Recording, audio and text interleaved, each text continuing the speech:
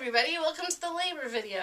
We started talking about our labor in our last pregnancy vlog, which was 2 weeks ago. She started having contractions on Thursday, and they weren't too bad. They were a couple hours apart, and on Friday they got to be about half hour apart. And then on Saturday she was having them about 15 minutes apart most of the day, and that's when we recorded that video in the middle of all that labor craziness. So it's pretty interesting to watch just for that reason. It was all a blur at that time. But Saturday night they started getting closer together again. They got to be about 5 to 7 minutes apart, I'd say, for most of that night. And we had a real tough time sleeping.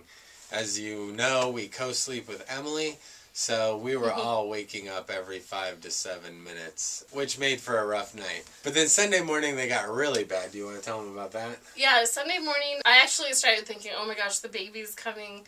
The contractions were less than 5 minutes apart for several hours. I think it was like 2 to 4 hours, and that was kind of the criteria for what the doctor said when to call him. But I knew I go through a lot more labor during the night, so I didn't want to just like call the doctor. I was trying to hold out and... Yeah, for the past 3 days before that, after a certain point, they would get less frequent. They'd go, after like 9 or 10 in the morning. They go to like 10 minutes apart. Yeah, so we were waiting that out thinking it was going to do the same thing, but it didn't really. Yeah, it was pretty constant most of that day. It was 5 minutes apart, I'd say, all day, because I was trying to edit our vlog that day, and it was just impossible. Every 5 minutes or less, I'd be jumping up and, helping her out. And Emily was having a really tough time that day. Just seeing Mom. She had a little meltdown because she was so, sad to see her mom in pain. And yeah, she had seen her in pain, for 3 days, and it was happening so frequently. And you could tell she wanted a nap, but she didn't want to leave Mommy. So whenever they would nap, they'd still be waking up every 5 minutes or so. I mean, Hilda didn't really get any sleep at all. No, I didn't sleep at all. It was exhausting. And I guess the main thing was we didn't want to make the mistake of going to the hospital too soon. And I wanted to do most of the labor at home. I think you're just more comfortable in your own area, own environment. But it was getting tough Sunday. You said multiple times, I gotta go to the hospital, I think, soon. Yeah. Blah, blah, blah. And I was like, okay, we'll go. We just, let me do a few more things and we'll get ready. Yeah. And by then it'd be a little better, not great. And then I was trying to get sleep, and my Aunt Sharon was coming from Portland with my cousin's kids. And Sharon really wanted to stop by, but I didn't know if I wanted her to because I mainly just wanted to be in pain by myself. Yeah, we hadn't had anyone over. Yeah, we didn't have anybody over. We were kind of thinking that was working pretty good. But Emily had a meltdown right when they were getting to Seattle. And Emily she tried to nap, woke up too early from it, and was just cranky, sad about Mom. She just had a total freak out. So we told Sharon and the boys to come on over, and we were hoping it would cheer Emily up. That was pretty late, though, that night. That was already like 9 o'clock or something. Yeah, it was around 9 or 10 p.m. on Sunday. Yeah, she cheered up, but not what we were hoping. She got in a better mood, but still really quiet. She wasn't her usual self. Yeah, she didn't want to play with the boys.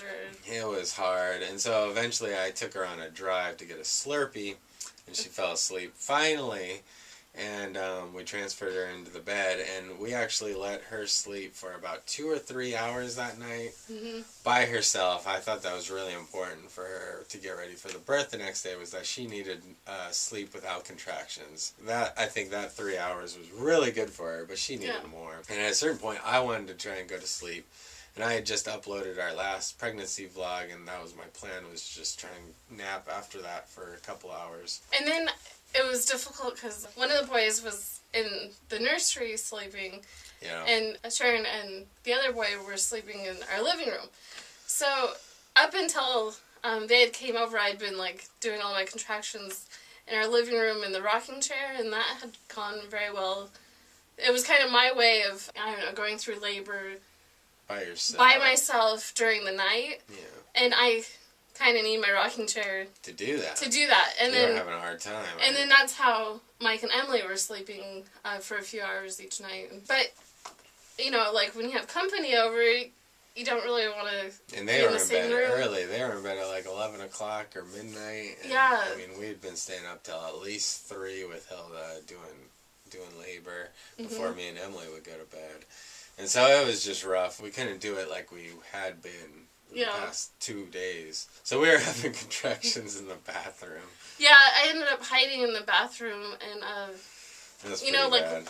Leaning against the wall, and I'd take my knuckles and put them on my lower back because I was having some back contractions or what do you call it, back labor? Yeah, back labor. And you just kind of dig your knuckles into your back and push against the wall, and I don't know. It was getting like so painful, and I could barely take it, and yeah, it was bad. It was like probably 2-3 hours, and then I think I was just so exhausted. I was like, oh, I just need to lay in bed. But having contractions in bed is like the worst thing ever. Like, hence the rocking chair thing. Yeah, exactly. I mean, they seem to cause contractions getting into bed, and then all your contractions would be worse while you were laying down. But we needed to try for sleep, so we laid down with Emily for like an hour.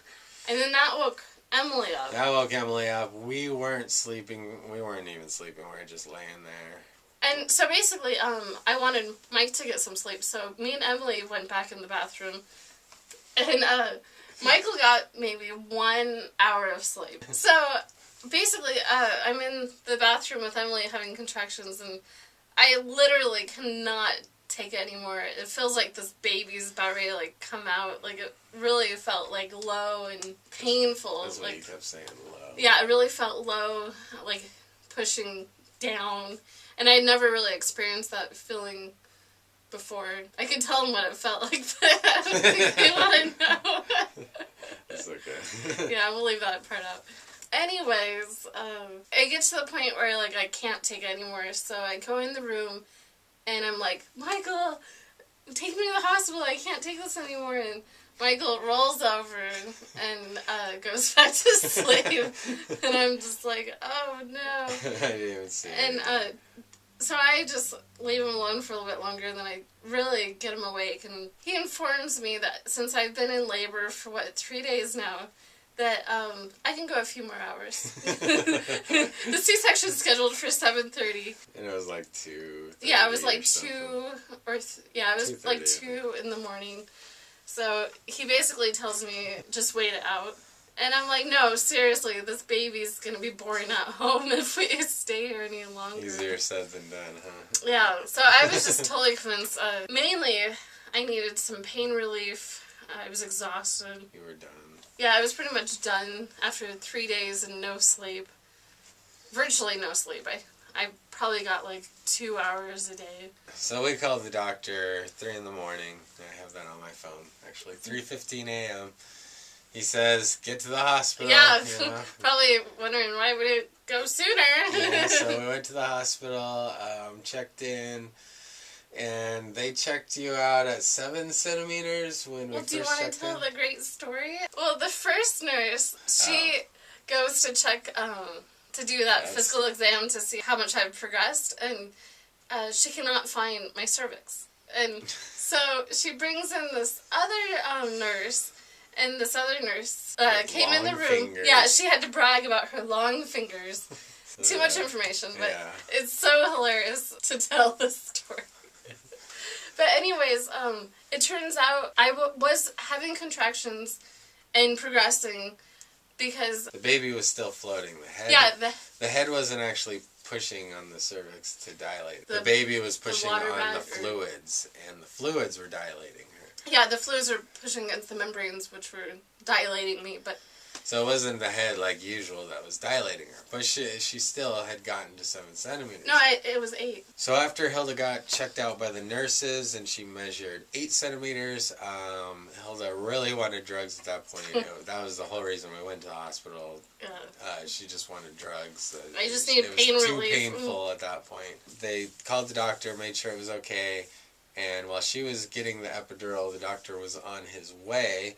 I had to leave the room with Emily while the epidural was going on, which was tough because last time Hilda had a really hard time with the epidural. They missed on the first try, and they had to readjust, and Hilda just had a really hard time with the epidural, and I did not want her to be alone for that, but they did not want Emily in there. But we had an awesome nurse, and she let me, like, hold on to her, and last time we had, like, 3 people, like, holding me down somehow, but, like, this time I just, like, held on to the nurse, and she let me literally just, like, hug her, and it made it all better, and I had the best anesthesiologist in the world. Better. He was super awesome, and he made me feel confident in his ability. Then the doctor came in, an hour later after that or so, checked her out. She was at 8.5 centimeters during a contraction. And we were super excited. I posted on Facebook, we posted Twitter. I said, like, VBAC. I was so confident that it was going to actually, like, be a vaginal birth. Well, I was convinced I was, like, 3 to 5 centimeters after all that labor. I think it kind of rejuvenated me thinking, oh my gosh, I got to 8. I can, do this. But it's the hospital setting. Again, the hospital, you stop progressing. Same thing as before. And then to find out the baby's head wasn't even engaged at that point. Oh, and Zoe was sunny side up. The same thing that happened with Emily, and I did all these positions. But she wasn't sunny side up at first. It was after the epidural. It was the same thing with Emily. After the epidural, a few hours after, they go sunny side up, and that's what Zoe did. And you were laboring for a while in all sorts of crazy positions, trying to flip the baby. Yeah. But it didn't work. Noon came. You were still 8.5 centimeters. After all that, I mean, that was like 6 more hours of labor at the hospital with the drugs to make it easier. Yeah. And no progression, basically. 0.5 centimeter or something. And I didn't really feel all that numb with the epidural. Like, I was still having pain. Like, the nurse had to put in a catheter. Basically, she said I shouldn't have felt anything she was doing, and I felt everything she was doing. Yeah. Yeah, so... That's weird. They say, the epidural can sometimes not numb, basically, the crotch area, and it's like, well, that's the whole point of it, isn't it? Yeah, like, my pelvis wasn't numb, and I was having all this pressure down there, and that's really painful, and they just said there's certain areas that don't go numb. That's weird. Never knew that. So, noon was our deadline in order to progress enough to actually have a vaginal birth or have a C-section. And since it was not working trying to do the vaginal birth, we went ahead and scheduled the C-section. The vaginal bypass surgery. That's what our doctor likes to call it. But, we scheduled it, and we got all ready. That was, they said your contractions looked strong enough. I mean, they were plenty strong on the charts that they do, and when you were feeling them, they were plenty strong. You just had to get to 10 centimeters for it to actually work. And the baby's head and position had to be correct. Yeah. Well, and did they break your water at one point? Yeah, they broke my water, too. To try and help that along. I was trying not to do any thing like that, but at a certain point you have to get the baby out no matter what. One other thing before we go, somebody was asking what we did with Emily during the whole labor and birth process because they're in a similar situation. They live 20 minutes from where the hospital is. That's about what we live. And whether it was worth bringing Emily back to the house or to have Emily spend the night at the hospital. This is something we did not plan for well at all. We kind of just figured Emily would stay at the hospital with us. The first time around, I stayed at the hospital with Hilda. And that first night, Hilda really needed me with her C-section. She couldn't get up to get the baby. And I really felt like I needed to be there for her. And so this time we were just thinking the same thing, and Emily would spend the night with me on the couch in the hospital. But, that just didn't work out. Emily did not really like being in that room. She always wanted, she'd be there for a little bit, but she always wanted to leave the room. So I don't think she would be able to have slept through it. And she's just so concerned about Mom. It's hard for her to see Mom in a hospital bed like that. And that day was just really hard. The day of the birth was just really hard on her. I was with Hilda most of the time rather than with her. So by the time we had the baby, she really needed mommy and daddy time.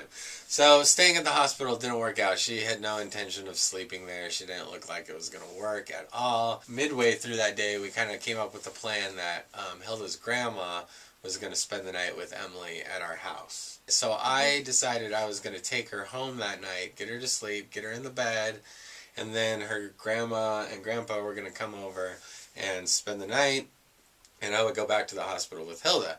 So that's what I did. She transferred fine. Grandma and grandpa came, and before I actually left, she woke up and was just in the worst mood you could possibly imagine. And so I was thinking, oh my God, grandma and grandpa cannot take care of Emily in this state.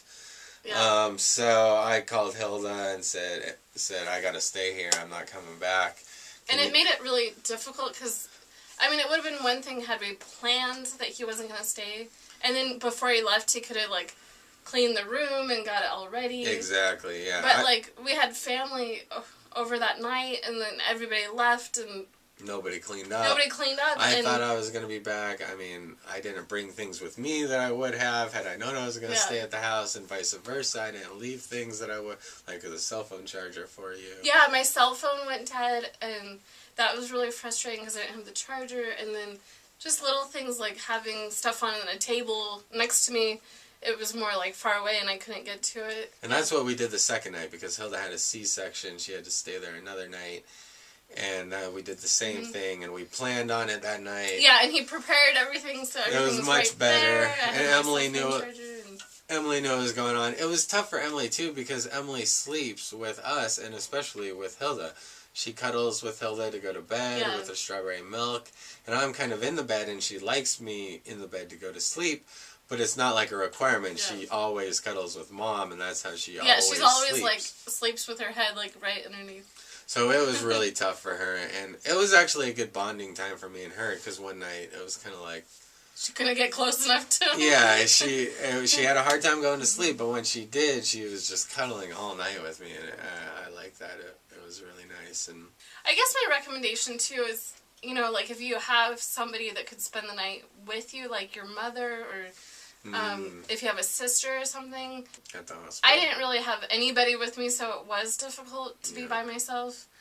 And looking back, I should have asked somebody, like a friend or something, to stay with me. That's a good point. Yeah, everybody, you know, left the hospital assuming that Michael was coming back. Yeah. So it kind of just made it And I difficult. left assuming I was coming back, too. Yeah. And so I guess just having plans and backup plans makes it a lot easier, so you're kind of prepared for anything. Definitely. Alright, here's Bumblebee Girl herself, Zoe. We just woke her up from her nap. She is a great sleeper, by the way. She is awesome at sleeping. Can you say bye-bye, Zoe? Oh, I think she might want a diaper change. Bye-bye! See you later! Oh, there, she said it. She said bye! Oh, she's waving. Oh, you're waving. Good job. You know how to do it already. Okay. You're a natural. She just woke up, so she needs some attention. Yeah. Bye-bye. Bye.